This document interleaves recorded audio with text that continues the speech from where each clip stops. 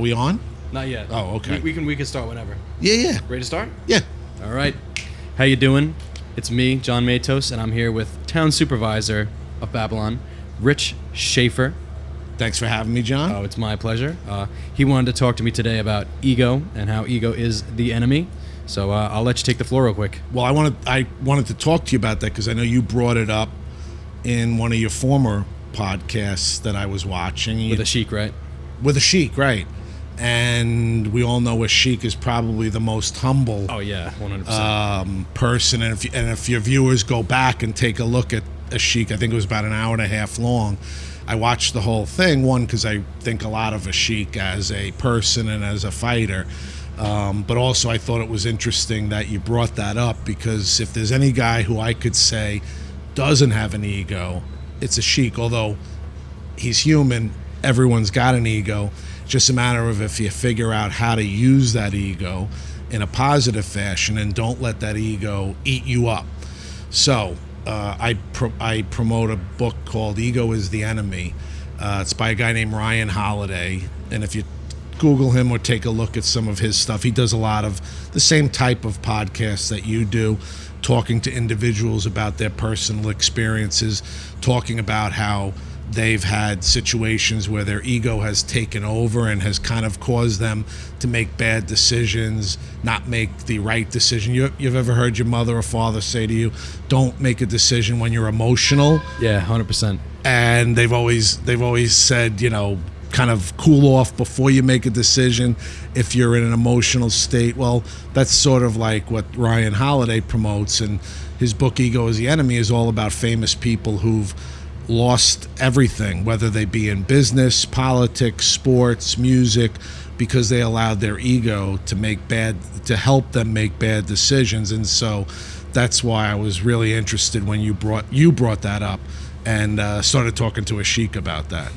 Well, yeah, I mean, I feel like he's probably one of the best candidates to speak about it with, because of the fact that, like you said, he's very even keeled, level. Yep. And when we're out and about here at the gym, if you watch him, people gravitate to him because they want to learn from him, especially you young guys who can learn a whole lot of how he carries himself, especially because, look, you're in the fight game, you're being asked to put your ego right out there, and a lot of it's about how you could go after your opponent both on the social media.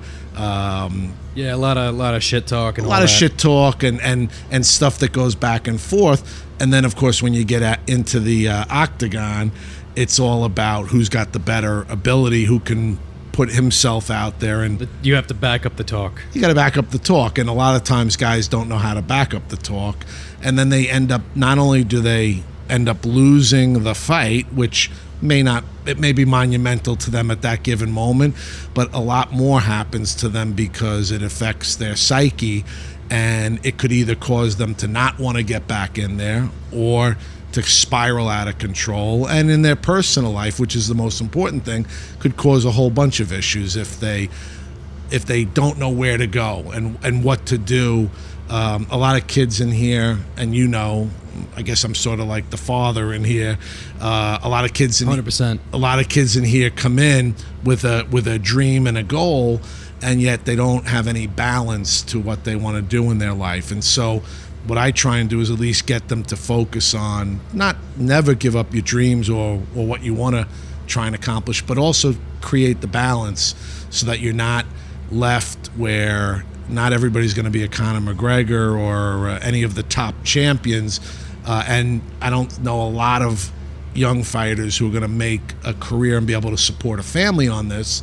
And that's why you got to have your ego kind of play the fight game, do what they want you to do what Dana Dana White and all these other guys that are making billions of dollars off these kids, do what they want you to do, but also understand, don't take it as seriously, and make sure that you don't let your ego kind of get swept up in it. So, look, I know you're from Deer Park, so you're in our town. You've graduated Deer Park High School, and you're somebody who's always been very respectful, professional here. And that's why when I see you enter that, I say, make sure John, it's for your, your hobby, your fun, but you want to also, though, make sure that you're focusing on what's going to get you to your next step. Yeah, 100%. And I liked what you said before about, when you talk a lot before a fight and, you have to build up the ego, and then you get in there and you lose. I've been there. Well, not to the extent of me trash talking my opponents, because it doesn't motivate me to trash talk my opponents. You know what I mean? So I just don't impress me as that type of guy.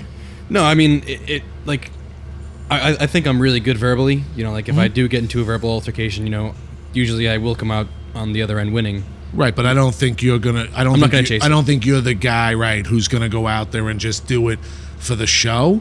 You're gonna put on a show, 100%. Because I think you understand. You're smart enough to understand what a lot of this is about, which is to sell tickets, put butts in the seats, and to give them an entertaining night. Yep, 100%. And that's really what this comes down to. And again, at the end of the day, know that you, as long as, and this goes for anybody in politics. I've been in politics for 35 years now. As long as you don't take yourself too seriously, and you don't ever think that you're better than anyone else, or that you should be treated in a different way than everybody else, you're going to succeed in life. And that's 100%. Part of also the ego is the enemy thing. Well, yeah, I mean, some of the points that you hit on right there, I've experienced myself. I've never asked for different treatment because of, who I am, but I've always thought, like, especially with, like, people who have really undisciplined lives and, who develop bad habits and can't control them very easily, I'm like, oh gosh, look at that person, I kind of look down upon them. So you're judgmental. Oh, very, yeah. Right. And it's a big issue. And that's something then, and I do a lot of counseling with our drug and alcohol program. So we have a great program called Beacon Family Wellness, and it's located at our town hall annex in North Babylon. And what I do is a lot of the life coaching. So when the kids come in, they'll sign up for, and then they'll be analyzed and reviewed by a professional nurse and a doctor and a psychiatrist, and they'll come up with a sobriety plan. And out of that, we've added in life coaching, so that I'm not a medical doctor, I'm not educated in that, but I know how to talk about life itself. And it's worked because I've been able to kind of get through to a lot of the young men and women, and even some older men and women who've ended up over there because of making bad choices, and teaching them how to make good choices and how to be structured and how to put their ego in check.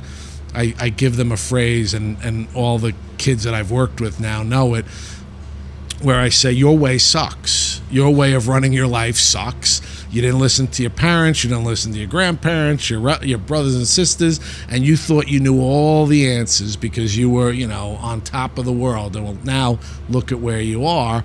And that means that we've got to rebuild that. We've got to retrain your brain and get you ready to go so that you can be the next person who's going to be sponsoring or mentoring another kid who's going to come along that was in the same situation that you are. So it's almost like kind of passing it down, but also focusing on what how the ego, and this is seriously for drug and alcohol abusers, how the ego took over because they thought they'd never be destroyed. They thought they would never be caught. They thought they would never end up in trouble, never end up broke, never end up without any family because the family got tired of all their BS.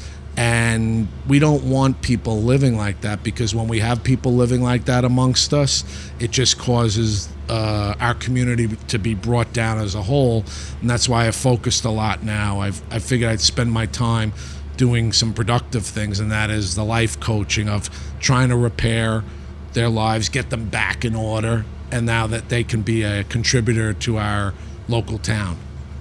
Yeah, and that's a great thing, I mean, especially amongst people who are, I would say that people who do develop addictions easily have weaker minds, in a way. Absolutely. And I'm not trying to say that in a judgmental way. No. And it may come off as that, but, I like to be very straightforward and blunt with what I say. But the addict who's able to turn the corner, and I've got a number of people who work for us at the town now who 12 years sober, 5 years sober, and clean, that they're even stronger than your average person because 100%. of what they have to do every day in order to keep that sobriety. So none of us can determine how we're born or what traits we're born with or what characteristics or genes, quote unquote, we're born with. But once we have them, we have to figure out how to master them so that they don't take over our being and that we're able to live a good, healthy, clean life. No, I mean, I 100% agree because, I myself have vices and addictions that I've, either completely eliminated or that I relapse to from time to time. Oh, so you've had experience with it. 100%. Not drugs or anything like that, but, like when I was younger, I used to smoke cigarettes. Right. But, that was a habit I kicked pretty easily. Right. And then And you're lucky that you were able to do that. Exactly. But then other habits like alcohol, right? Just food even. Mm-hmm. These are things that I have a tough time kicking. Sure. And that's why when you're looking at somebody across the street or there's a homeless guy pushing a shopping cart full of bottles, or you don't know again what that person's gone through, what experiences he or she has had. And then I throw out another term called empathy. It's almost putting yourself in somebody else's shoes. When you're judgmental, again, who made you? The one who's in charge of all the world and what's good and what's not good. Exactly. And as town supervisor, I have to spend a lot of time trying to convince people that we all need to figure out how we can live quietly, peacefully with each other in the town. There's 220,000 residents. We're a pretty close town.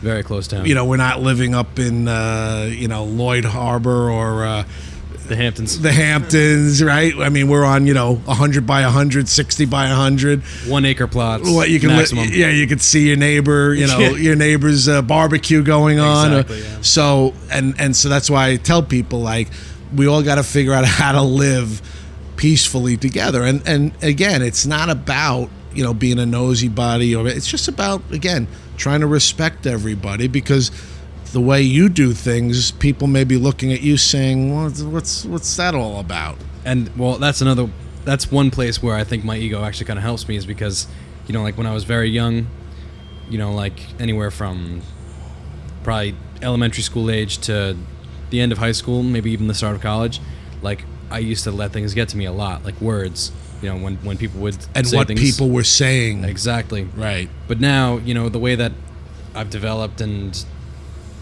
the person that I become, it just doesn't bother me anymore. It just so when did that affect me? When did that switch flip for you?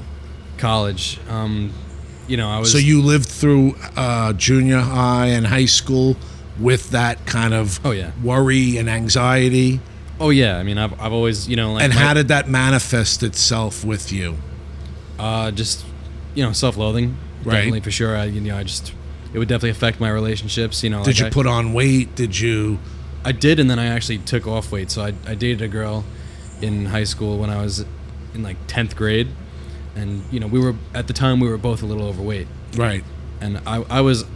And by a little overweight, I was pretty big. I was 5'8" and 215 pounds at my heaviest. Wow. Okay. So that really took over you, whether it was bullying or whether it was just words being thrown at you. Yeah, because I just like my family, my dad, he can't really do much because he's bound to a wheelchair.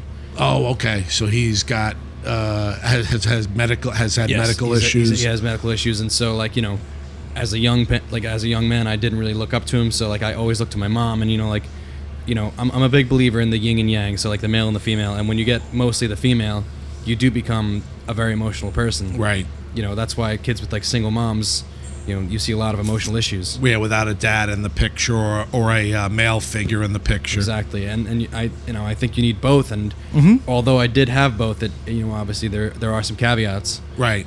Well, his limits on his abilities to do certain things with you. You see your friends go out and play catch. That wasn't me. Right. And how did you deal with that? Not well. For a long time, not well. Nowadays, I still have problems. Because I'm just trying to be a better son, and it's funny. I think I am a very, very self-aware human being, You know, like I can pinpoint you every single issue that I have. Right. But it comes down to a matter of actually like doing the book work and solving the problem itself. Bingo. Exactly. We can all sit and think about our issues, and I got a ton of issues myself that I've been. If you call my therapist, she'll tell you that I'm crazy. So, but we all have to though put in the work in order to try and make things better. And a lot of people don't do that, and that's where then you get the self-medication, where people end up trying to abuse various things to use to make themselves feel better, and then you get into the drug and alcohol counseling, or eating, or gambling, or sex addiction, or any of the addictions that are out there. Oh yeah, big time. And again, it's good that you said your switch went off in college, or when you went. Did you go away to college, or you No, local? I was actually in Five Towns, so it's like right in Huntington. Oh, Five Towns, yeah, right. It's a great school. For me, it wasn't. No, Okay, but I didn't enjoy it. But you know what? they have a good program over there. Yeah. But again, for you though, you saw the switch go off, Oh yeah, immediately. and you knew you had to do something about that. But the key though for you is you're what? How old are you? 22. 22. Yeah. 22.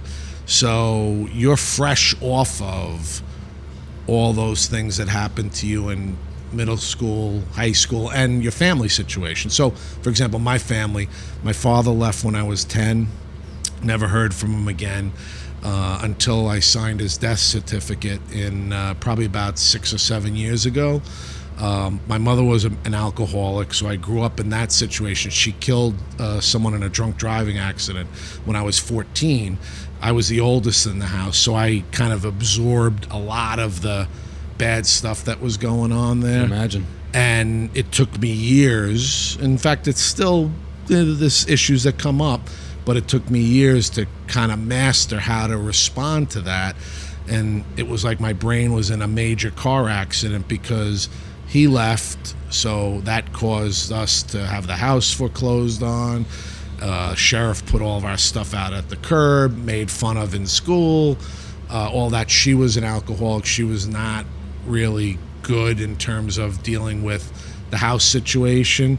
And then when she killed someone, it was May of 1977, it really impacted a great deal. So that all that stuff was built up over the years. And when I was a kid, or a teenager or a young adult, I didn't know how to process it. They say males' brains don't fully develop till we're 25. Yeah.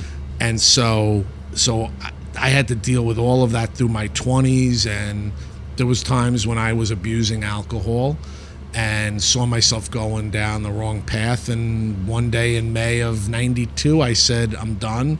And I went cold turkey, stopped drinking. I was lucky, like you were lucky, to be able to stop smoking cigarettes, because you made a decision like, I can't wake up choking every morning or spitting up whatever you're spitting up from smoking. No, for me, it wasn't that serious. You know, like I just like. But you stopped. You knew it wasn't good for you. Oh yeah, 100%. And you didn't want to do it anymore. Yeah. But there are people who start smoking and say, oh my God, it's like the most difficult thing to stop smoking. You were lucky. I was lucky to make that decision and say, I'm not drinking anymore.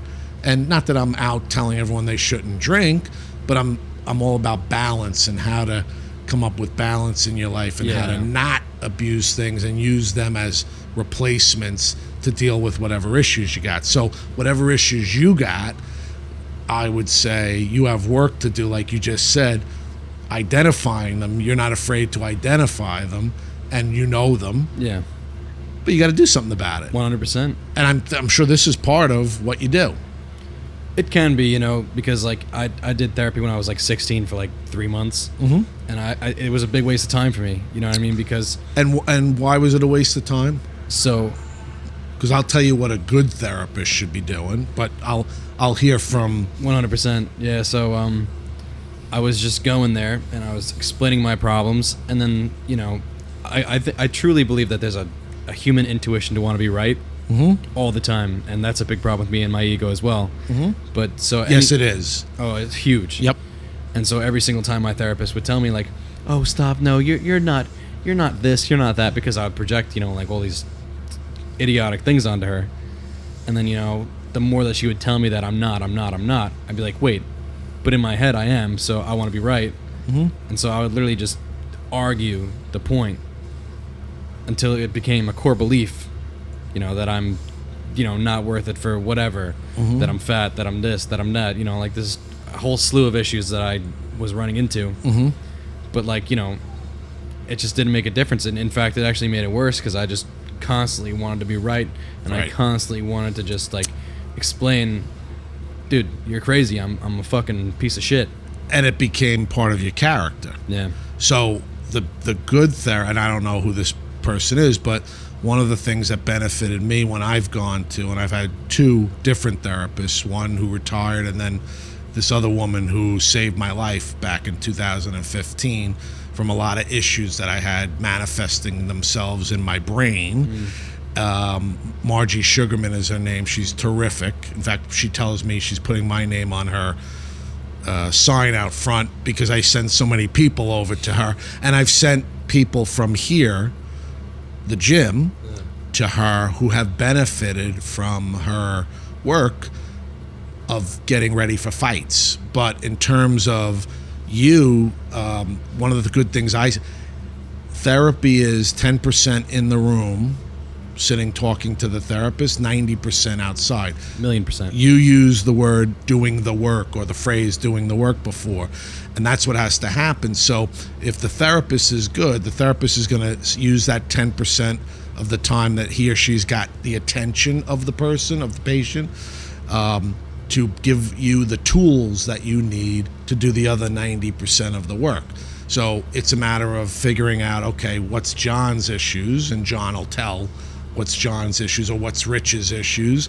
And then Margie went and we came up with a game plan. For now, maybe occasionally I have to text her, not even, but I'm able to take everything she taught me in there about some stuff similar to what you're saying about you believing that, no, I'm not worth it. No, I should be walked all over. Oh, because I grew up and my father wasn't able to play ball with me or do this or that, I should live the rest of my life unhappy. None of that makes sense. Yeah, it's a load of shit. It's a load of crap. And again, it's a load of crap because if you use that, it can make it real simple, and you can use that and you'll never go anywhere, or you'll never live a happy life. But if you take all the situations that are thrown at you, so everyone says when I tell my story of growing up, I say, yeah, and that all helped, all those experiences helped me become who I am today and allowed me to become stronger in how to deal with adversity and how to be able to master not getting derailed from when bad stuff comes my way. And I've tried to take all those experiences and, again, use them. I'll use the drug and alcohol counseling, the life coaching. I use that to help them see that you could have a whole host of bad experience. I got a kid who's 5 years clean, who spent 7 years torturing the greater North Babylon, Deer Park area, from 11th grade until about 24.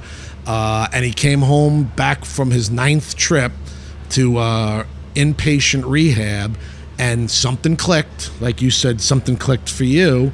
And this kid now is a freaking master at living a great life, just got engaged, just bought a house, great job now. He's gotten all of his stuff together because then he'll be the first to tell you he learned to put his ego aside. His way sucked of how he was trying to get himself back together, and his ego allowed him to think he could just run rampant around North Babylon and Deer Park and terrorize everybody. Yeah, that's a tough one. And I'm sure you see a lot of people your age, your contemporaries, people who you may have gone to school with, or people that you know from from in here, or different communities. And again, that's the sad part of it, because if you can just master your ego and not let it dictate how you're supposed to respond, and be open to accepting advice or listening to criticism and using it in a positive way, everybody ends up winning, including you. Yeah, 100%. And, I like that you do all that work with, people who are, I guess, former addicts and people who are trying And it to get rid helps of it. me. Oh yeah, 100%. It helps me because I get to constantly think about things that I'm not doing well, or stupid things that I may have said, or actions that I may have taken, because I'm human too, and I've got an ego, and it needs to be put in check a lot of times, especially Absolutely. in the position that I'm in as the town supervisor and as the head of the Democratic Party. It needs to, like, again, I get a lot of people telling me how wonderful I am, and it's like, yeah, okay, only in my own mind, and then you gotta like be able to move on and not take it that seriously. Well, that's another problem I have too, is that, like, after, I had this post-fight speech that blew up, and now I have an all right following on, social media. And after that, I have people all the time, they love the things that I post, and they're always, commenting So you have on my fans. things. Yeah, in a way, yeah. I guess I would say I do have fans. And what do those fans do for you? They just support my content. They give me those great Instagram likes that fuel What do they do for you personally? Well, I would say that they support me and watch my content, Which is great. I think that is... And that's a business thing. But Exactly. you ever heard the phrase, it's only business, it's not personal? For sure, yeah. So use that phrase, and that was used in a famous movie, the Godfather movie. It's only business, not personal. But flip that phrase and make sure you, as a professional who's in this business, right? So you're in the business of promoting podcasts and promoting yourself and getting a following because you want to have people listen to who you are, and you're on Instagram and you've got followers, right?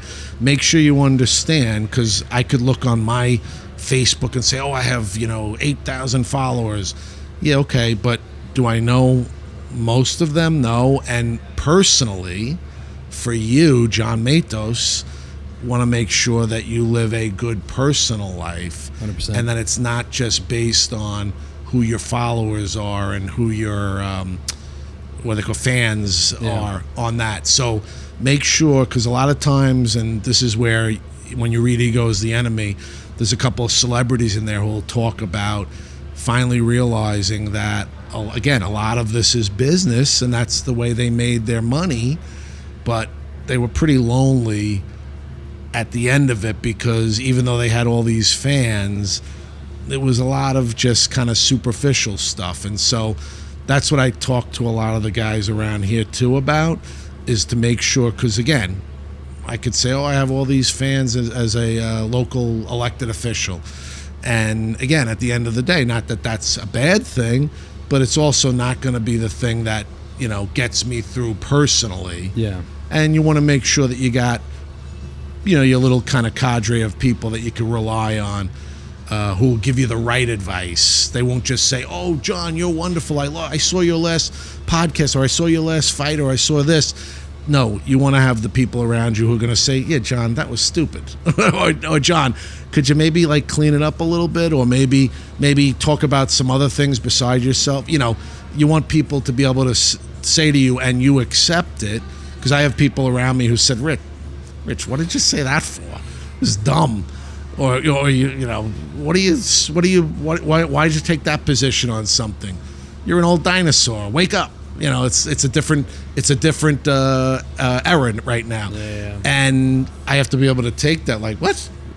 I thought I knew everything. And that it's the constant kind of gurgitating and pounding away at the ego to not let it take over. You're a fight guy, right? So what is your job? To go in there and make sure you beat the other guy, right? And that's what all these guys are doing around here that are prepping for all their fights. But again, think of the ego as like an opponent, and make sure that you want to master that and kill the opponent. When you're doing your jiu-jitsu, right, you're rolling around, and Brian's got you guys hooked up with each other, or Ryan, and you want to treat that other person as your ego, that you're trying to master that person, and that'll give you kind of an insight into what's going on up in your head. It's true. What's the strongest muscle in the body? Brain. You got it. And a lot of people say, oh no, my biceps, my glutes, no, I could argue the heart, but I would argue the brain. without the brain, everything doesn't work. It's true, but you know, like the brain has its flaws too, obviously, and we have to master them, like you said. Woo. You know, like I quit the cigarettes, but now I smoke cigars. Okay. You know? I used to booze often, but now I booze like, you know, twice a month. Dial it back. Exactly, you know, so it's like rationalizing rather than completely, you know, just eliminating. No. Exactly. Right. Well, so and I look, think but that you're has its ups young. and downs. But you're young, also. You've got a lot of life ahead of you, and you want to again think about how your brain has handled the 22 years, and how your brain's going to handle the next 22, 44. 88, you know, 100%. How long you're going to go on for, so. Yeah, I couldn't agree more. Yep. All right, what time is it now? I think you have a session with Rob to get to. What time is it? It is 1:04. Oh, we could keep talking. No, I'm only kidding. Rob will be in here in a second. So, no, yeah. I'm grateful for the opportunity. And I'd love to have you back on, you know. Absolutely. Love to talk about, because there's a whole aspect to this ego thing. That, and again, if you check out Ryan Holiday, he's a really good person. He's got a lot of stuff that I watch, a lot of content on his own YouTube channel and Instagram that a lot of younger, I wish I would have known about him many years ago, because I think it would have helped me even more. If you have any closing message that you want to give to the viewers and give to me in general, what would that message be? just again, check your ego at the door. Make sure you know how to master your ego, and never let your ego control how you react as a person, and you'll be a lot happier and a lot better off. All right. Thank you very much, Rish. Thanks, bud. Enjoy your workout. God bless. Thanks. You too. That was good.